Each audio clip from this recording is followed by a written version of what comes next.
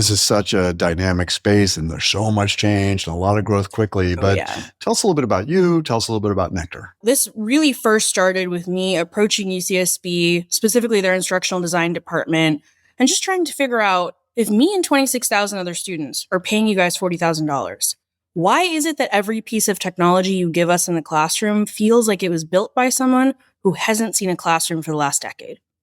And I remember walking in thinking, I'm going to get yelled at for asking that question. And they really kindly sat me down and basically explained to me why it is so difficult to modernize this 400-year-old classroom model that we have. UCSB had this really interesting thing that they started measuring called time poverty. It was a measure of how long it took for a student to get a question answered on campus. So I was like from a TA, from office hours, or from an academic advisor, and it took on average 2 days to get a question answered.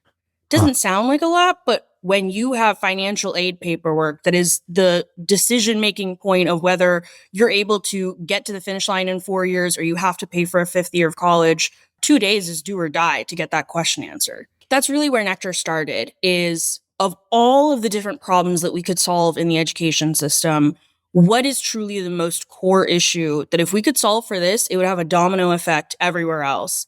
And we found that to be getting students the support that they need 24/7, both in and out of the classroom.